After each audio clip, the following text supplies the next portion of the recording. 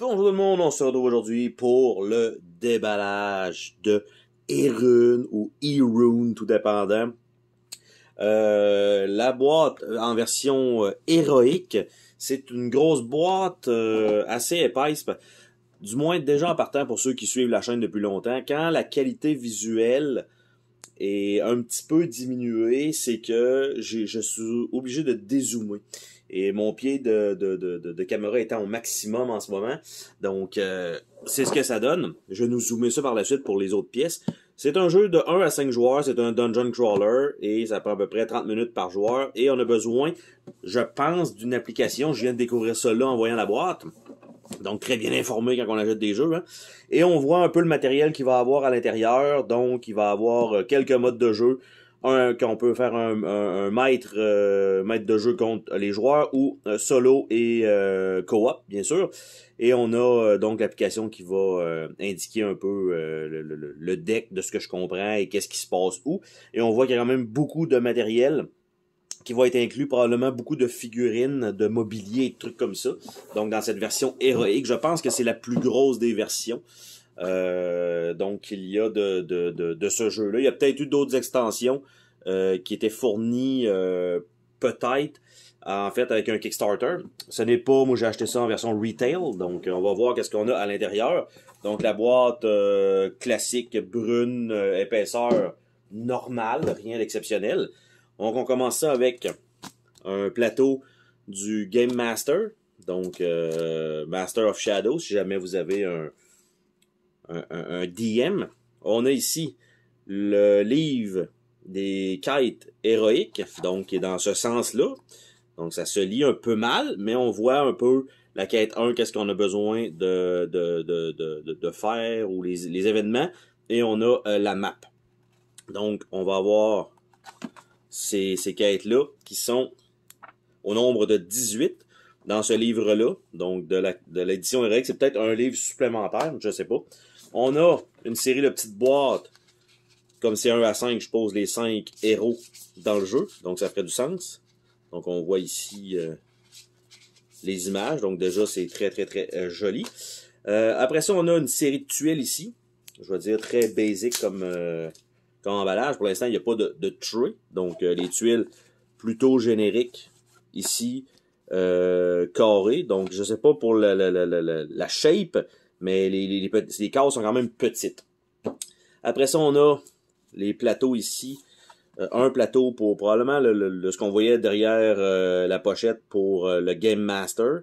Donc, ça a l'air de ça ici. On a une série de plateaux plus couloirs ici. Donc, et de l'autre côté, ben, ça se ressemble pas mal. Par contre, comme on peut voir, lui, ça a l'air d'être complet. Comme ça, et eux n'ont pas de côté probablement pour pouvoir avoir une grande pièce comme ça. Probablement, si on se fie à l'œil, ça devrait être ça. On a un pad de papier, donc pour chacun des héros. Donc on va avoir chacun une feuille avec des quêtes complétées et tout ça. Je sais pas si c'est pour l'équipe, non, c'est vraiment par héros. Donc chacun va avoir sa feuille, donc ça va être à plastifier. On a une grosse feuille comme ça, donc probablement pour genre d'arène. On a les règles héroïques, donc pour monter jusqu'au level 30. Qu'est-ce que la partie héroïque contient? Donc on a ça ici, qui nous indique que voici ce que c'est. On a les classes, donc on a le Master of Shadow, on a Warrior, Guardian, Archer and Wizard.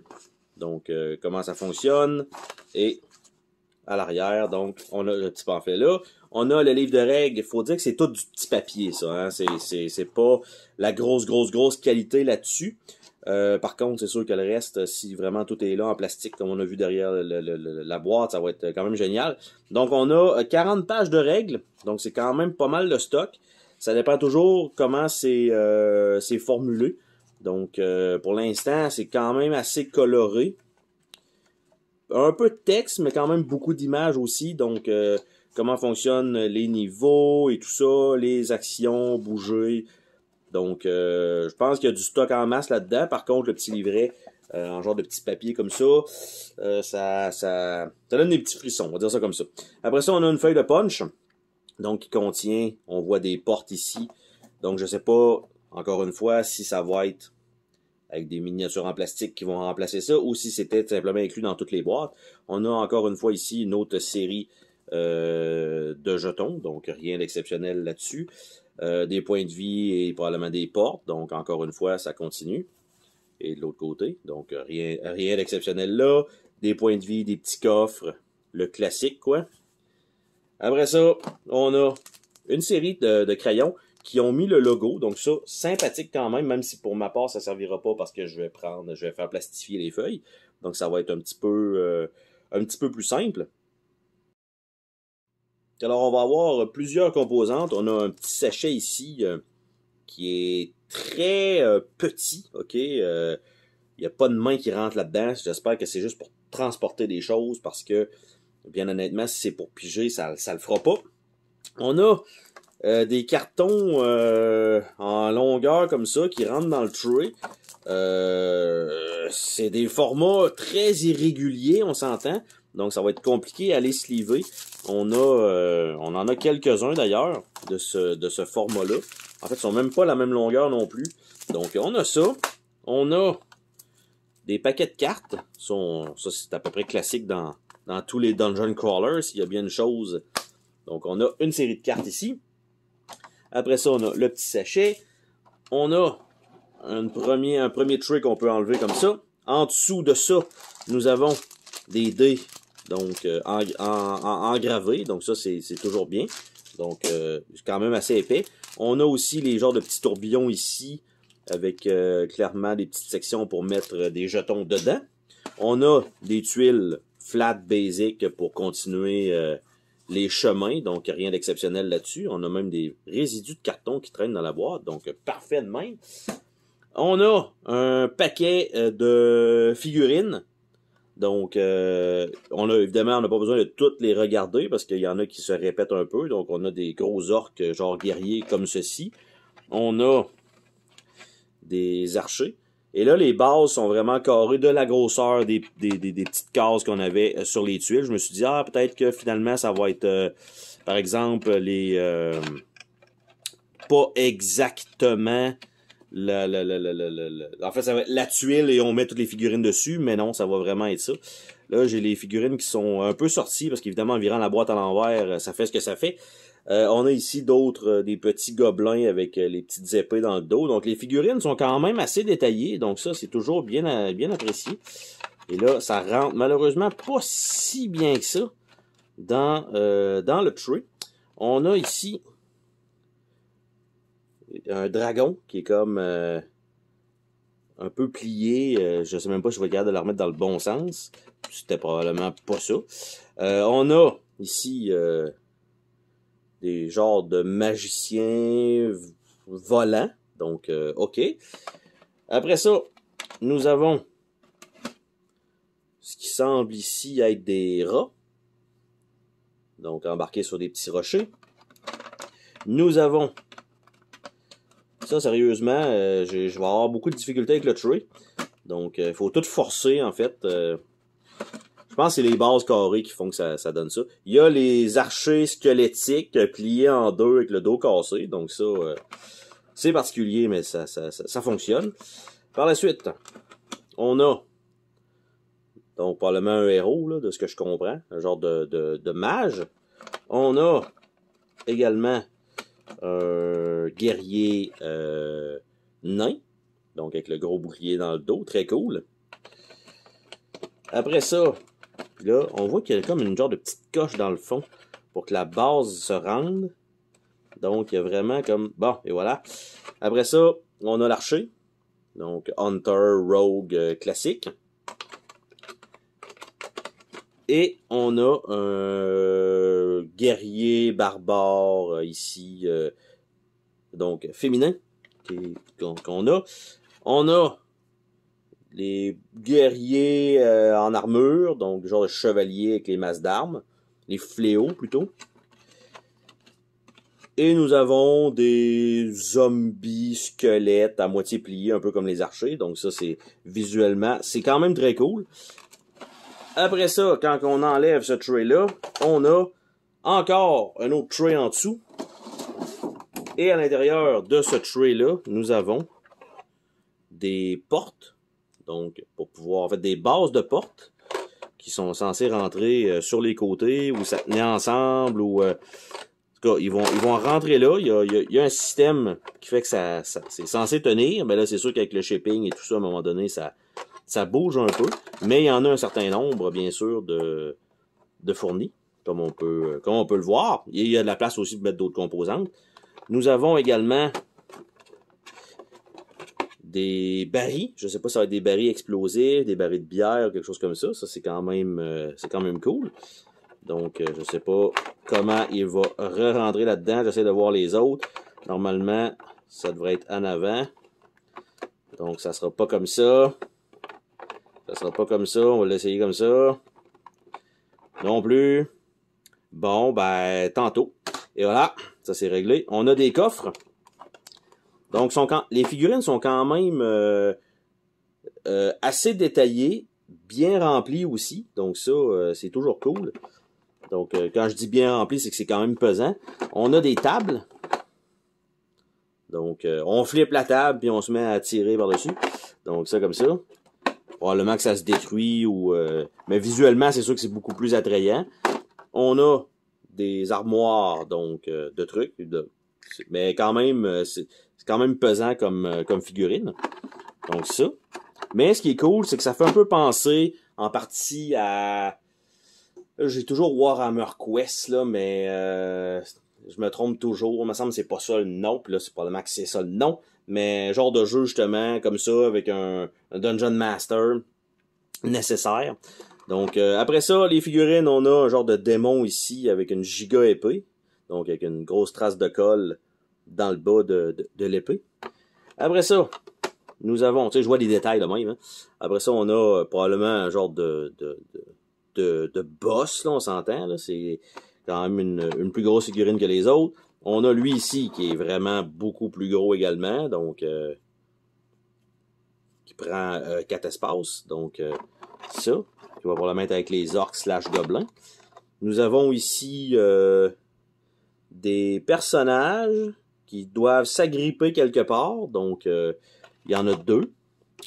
Et nous avons les genres de cerbères avec les armures dessus. Donc, très cool comme design.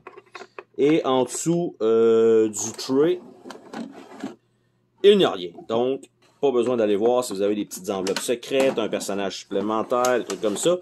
Ce ne sera pas le cas. Donc, ça comme ça, je vais tenter de la rentrer là en pensant que c'était comme ça. Et c'était effectivement ça. Donc, tout ça, déjà en partant, peut aller facilement dans ce tray-là en dessous sans trop de problèmes. Donc, je vais nous refermer ça, tranquillement, pas vite. Donc, on a ça parce qu'il nous reste quand même des cartes à voir. Donc, on a ça ici. Et à l'intérieur de ça, on avait les dés et ces tuiles-là, donc qui étaient tenues ici. Donc, c'était ça comme ça. Donc, je peux remettre le tray qui est malheureusement cassé ici. Donc, le shipping et tout ça. Au moins, ça l'a protégé le reste du matériel, on s'entend. On va ouvrir donc les petits paquets de cartes, voir qu'est-ce qu'on a. On va les remettre là et les grandes cartes aussi en même temps. Donc, là, j'essaye d'ouvrir un paquet de cartes et c'est un genre de plastique qui s'étire quasiment à l'infini, comme du fromage mozzarella. Et première chose, les cartes ont un fini tissé, mais la première carte, elle a d'un côté, elle a été malheureusement abîmée, mais de l'autre côté, ça paraît pas. Donc, au moins, c'est une bonne chose. Donc, on a un premier deck de cartes ici qu'on se doute qui va avec le Shadow, donc Shadow Card. Et c'est pas mal toute la même chose, donc probablement que ça va être donné à quelqu'un. Et c'est toute la même carte. Donc ça, c'est fait. Après ça, on a des cartes, j'allais dire des cartes d'aide. Mais pas tant, parce que on voit les habiletés, Spellcaster, Climbing, Bloodthirsty, Climbing, Spellcaster, Flying et Attack Zone. Donc Living Armor, ok, c'est pour les ennemis. Donc Gargouille, Sorceress, Goblin, Orc, Goblin Archer et Banshee. Donc, ils ont des habiletés et c'est donc ce qui est à l'arrière. Ça veut dire que les autres cartes qui étaient ici, donc qui continuent. Donc, on a les rats ou les rats, Skeleton et Skeleton Archer. Donc, on a quand même un petit peu de diversité dans le jeu pour ça. On a après ça une série de cartes mauves comme ceci, qui sont des cartes probablement pour le Shadow, donc Backstab, Adrenaline, Good Fortune, Lightning Attack, Riposte, Opportunity Attack. Les images sont quand même jolies. Power, Controlled Attack, Chain Attack, Circular Attack, Robustness, Control Defense, Group Attack, Footwork, Race, Premonition, Weakness, Bad Luck, Unlucky, Retribution, Intrépide, Ambush, Wandering Monster, Crush, et on tourne avec le Backstab. Donc clairement ça sert pour le joueur qui joue les ennemis. Lui ici ça a l'air d'être beaucoup plus le mage, donc avec ses cartes, donc Backstab, Adrenaline, Good Fortune, Lightning Attack, Riposte, c'est quasiment les mêmes cartes en fait, qui sont pour ce deck-là. Là, je me demande, c'est-tu parce que ce personnage-là est comme jouable, qu'on peut le mettre sur la table, parce que c'est 1 à 5, mais il y a juste 4 héros en réalité qu'on a vu, donc je me doute que ce personnage, ben en fait même pas, c'est un peu bizarre ça par exemple, que ce personnage-là ait les mêmes, sensiblement les mêmes attaques. Donc je continue avec un autre deck de cartes. Donc, ça comme ça. On a encore des habiletés ici. Donc, pas beaucoup. Et l'autre bord, donc le Troll, le Goblin Rider, Fiend et Devil Hound. Donc, d'après moi, tout devrait aller ensemble, là, mais bon. Après ça, on a quelques cartes mauves comme ceci, qui sont Defensive Support, Hail of Blows, Knockdown, Stamina Drain, Impotence, Evil High, Proximity Trap, Shifting Floor, Icy Wind. Donc, ça. Après ça, on a une série de cartes bleues comme ceci. Donc, il a l'air d'être peut-être plus pour le guerrier. Unstable Body, Impotent, Evil Eye, Quintessence Soul Spell, Precipitated Incantation, Arcane Overload, Spell Channeling, Spell Chain, Twin Spell. Donc, on a ça. Après ça, on a les cartes vertes, donc probablement pour l'archer. Hails of Blow, Lethal Shots, Multiple Shots, Rain of Arrow, Multiple Impregnation, Perfect Impregnation, Overload, Devour, Beast Form, donc genre de druide en même temps. Et après ça, probablement, j'allais dire le nain, mais ça se peut que ce soit la guerrière.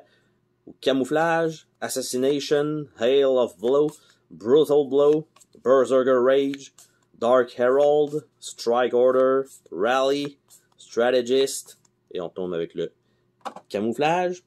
Et ici, on a une série de cartes, donc là, je pense que c'est plus le guerrier nain.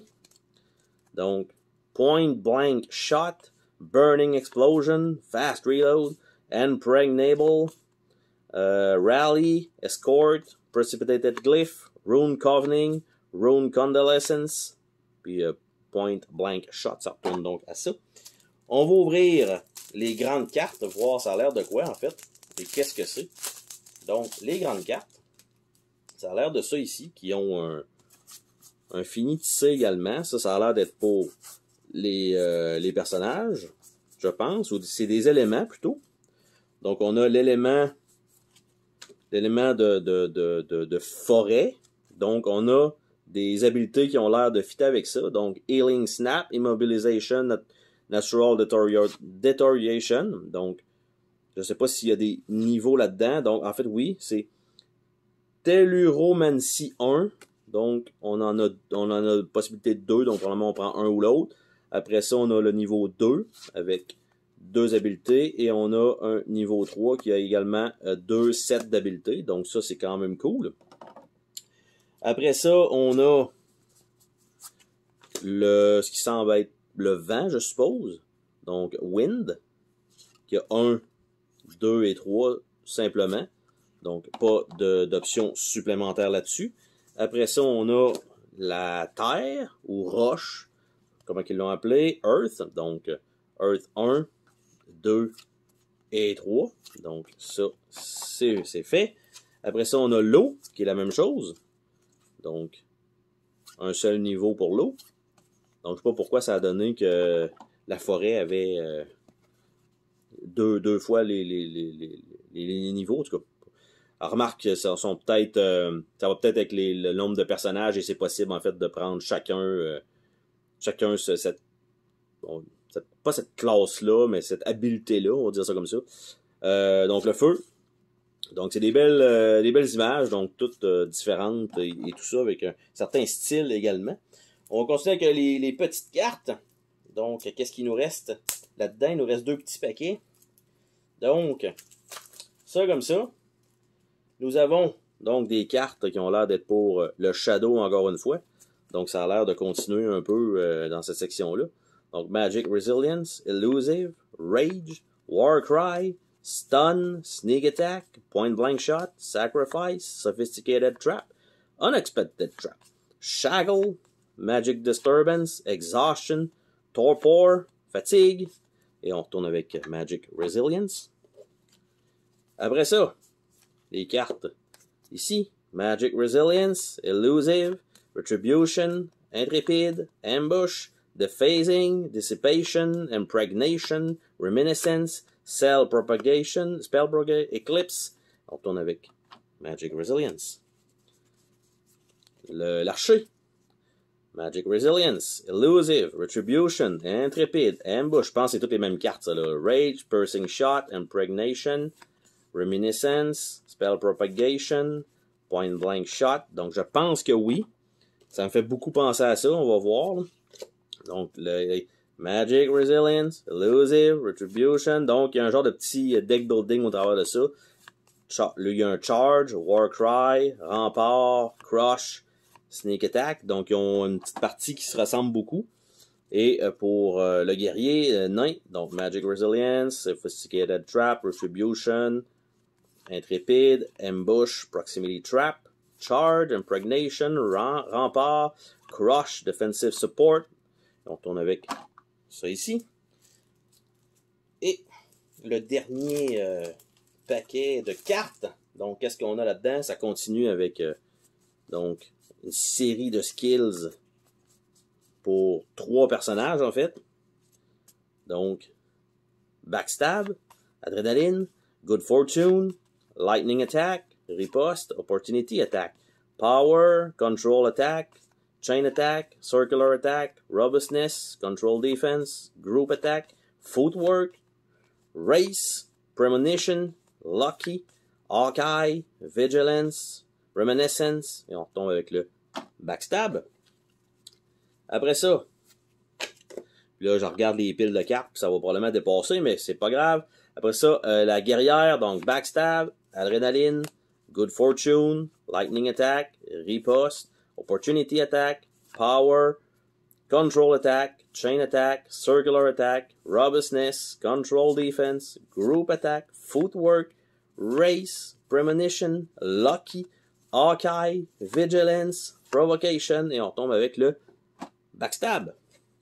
Et le dernier, donc le guerrier, donc Backstab, Adrenaline, Good Fortune, Lightning Attack, Riposte, Opportunity Attack, Power, Control Attack, Chain Attack, Circular Attack, Robustness, Control Defense, Group Attack, Footwork, Race, Premonition, Lucky, il y a les cartes qui se répètent dans le même deck, Hawkeye, Vigilance, Provocation, et on retombe avec le Backstab.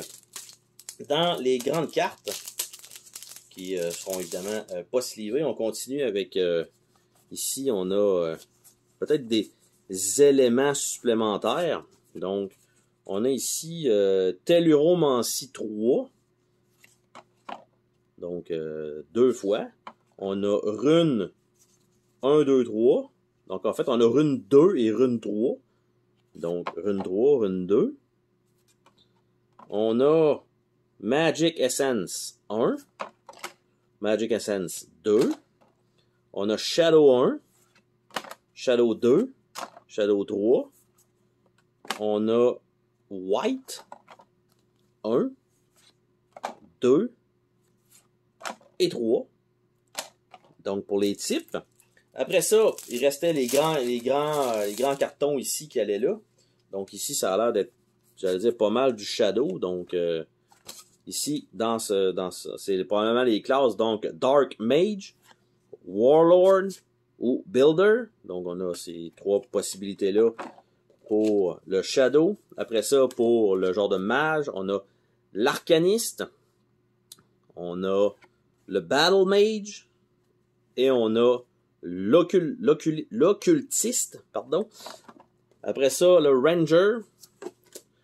Donc, on a le Mage Archer. On a le Druide. Et on a le Sharpshooter. Donc, si on veut se spécialiser vraiment dans l'arc et laisser tomber le reste. Le Guerrier Nain, on a le Pyro avec le genre de shotgun. On a l'Arquebuse. On a Huskarl. Et on a Runesmith. Donc, on a ça avec des habiletés évidemment qui sont sur chaque carton. Et le guerrier, on peut en faire un assassin.